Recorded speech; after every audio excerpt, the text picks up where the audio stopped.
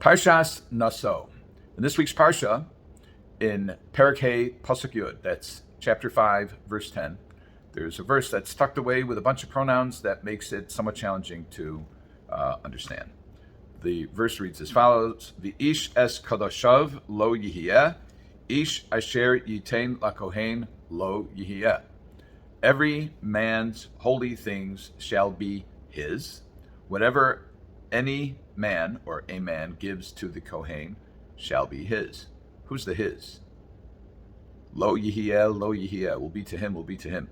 Holy things will be his. And what he gives to the Kohen will be his. So Rashi explains, and other commentaries agree, at least in part with Rashi. Rashi says that Lefi shene emru, this is on the ish es kadoshav lo yihiyeh, a man, his holy things will be his. So he says, Lefi shene emru matnos kahuna levia. So the previous verse was talking about Teruma. The previous verse, that's Pasuk Tes, verse 9, says, V'chol Teruma l'chol kodshei b'nei Yisrael shekrivu lakohen lo yihiyeh. Teruma, that of the sanctified of the children of Israel who will bring to a Kohen will be his. We're not going to talk about that verse other than to note that the subject is Truma. So Rashi says, Lefi shenemru matnos kahuna levia, since it's talking about the contributions to the priests, to the Kohanim, and to Leviim, the Mefarshei Rashi discussed why he points out Levia, because the contributions or the donations or the gifts to the Levi, which is Ma'aser, is not overtly mentioned in this verse, but evidently, according to Rashi, when it says Ishes Kadoshav, it's referring to that as well. In other words, what a man dedicates or sanctifies. So he says, Yachol Yavo'u V'yitlum B'Zroah. Says, you might think that since a farm owner is obligated to give a certain portion of his produce to the Kohen and to the Levi, the portion that he gives to the Kohen is called Truma, whether it's Truma Gedola or Trumas Meiser, whether it's straight up a portion. Biblically, there isn't a minimum amount, but rabbinically there are certain criteria. But whatever it is, the farmer is obligated to give a portion of his produce to the Kohen. He's got to give a tenth of his produce to the Levi, and there are also matnos aniyim, portions of the produce that are segregated and left for poor people to come. There's peah, leket shikha peah. There's fruits that have dropped off the tree. There's the corners of the fields that have to be left for the poor people. There's what the forgotten gleanings have to be left for poor people. Poor people actually have the right to come onto the field. It's not considered trespassing, and to collect from those items. It's a form of charity, shall we say, but it's matnos aniyim. The matnos kahuna, the tithes or the truma that's given to the Kohen, and also the tithes that are given to the Levi. So Rashi says, Yochol Yavo V'yitlum B'Zroah. You might think that a Kohen or a Levi could come and take his portion. He could assert himself, B'Zroah, with an arm, and he could say, this is mine, just like an ani does, just like a poor person does. So we say, no, Tamid Lomar V'ishes Kadoshav Lo Yihiyeh, that a person's designated gifts to the Kohen, to Levi, they still belong to him. Well, how does that work? So Rashi goes on to say, Magid shetovas hana'ah son labalim. It comes to tell us that the authority to give them to others, to benefit others, still resides within the ba'alim, the farm owner. In other words, he doesn't have full property rights to those. He is obligated to give those to the Kohen, but he still has the discretion to determine which Kohen he gives them to. Now, why is it, we might ask, that a poor person has the right to just enter the field and take, whereas even once the farm owner has segregated the truma, has been mafresh truma, has been mafresh his meiser, he's separated and designated portions of his produce as truma, as meiser, the Kohen is not allowed to come and take the truma. He has to receive it, and if he takes it, he's considered to be a thief. So why is it that one can be taken at the discretion of the recipient, and one is given at the discretion of the donor, of the grantor, and not of the recipient? So before answering that question, I'd like to tell a little story that happened to me several decades ago. I'm sitting in my living room, and there's a knock on the door, and in walks Rabbi Mordechai Goldstein.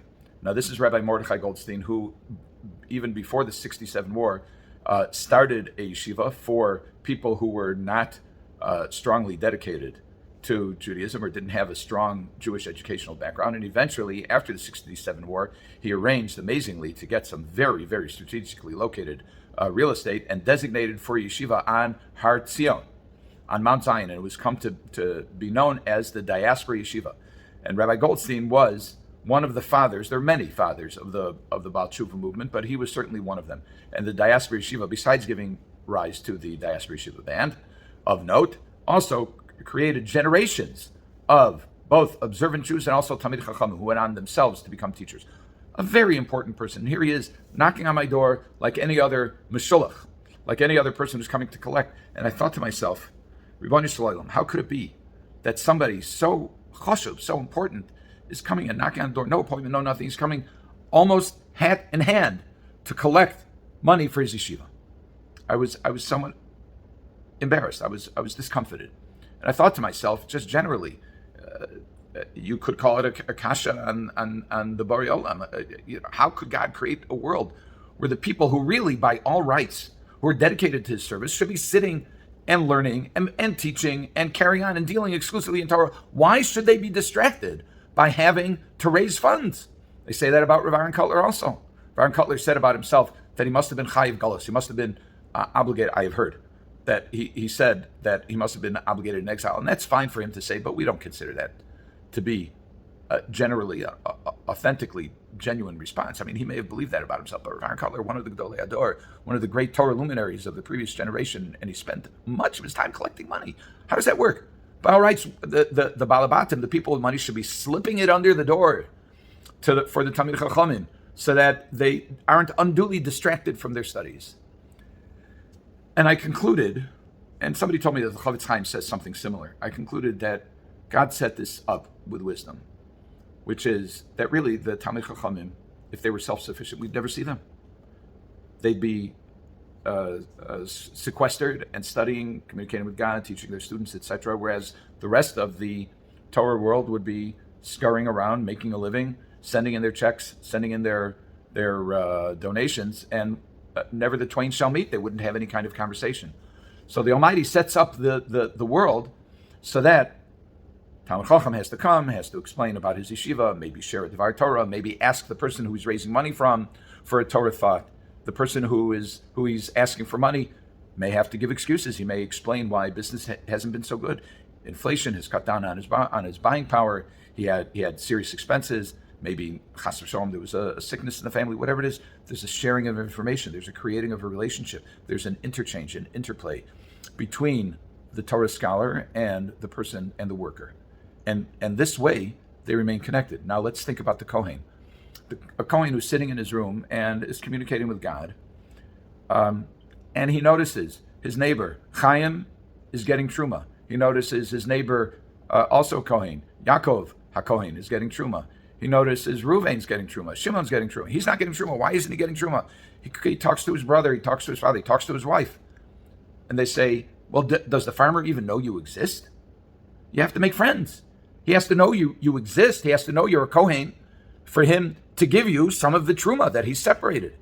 So that forces the Kohen to mix with the people. And we know that the job of the Kohen, Yoreh Mishpatach Yaakov, the job of the Kohen is to teach Torah to the people. The Gemara talks about it, the Mefarshim talk about it, the Rambam talks about it, that the Kohanim were the sources of spirituality. Eventually, with the destruction of the Beis HaMikdash, etc., that kind of shifted to the Rosh Yeshiva, like Rabbi Goldstein and others. So the Kohen has to interact with the people because of the Tovas Hana'ah. He needs to know other Jews who are not Kohanim so that he can benefit from it also. And there's an interchange. He teaches, he gets rewarded. He doesn't get paid. Matnos Kahuna are not a payment. They can't be used as a payment. But if you create a relationship with somebody, then there's a duality. Then there's a give and take of what everybody shares of what they have. And I suspect, I think, that anybody who is capable of teaching Torah has a little bit of a status of Kohen. And whether or not we end up collecting Matnos Kahuna, collecting tithes or Truma or anything else, but we ultimately understand that what the Almighty wants of us is to interact with others and to share spirituality with them and share words of inspiration and share words of Torah, so that ultimately we can all benefit and we can all help raise each other's level of spirituality, significance, meaning in this world. Have a good Shabbos.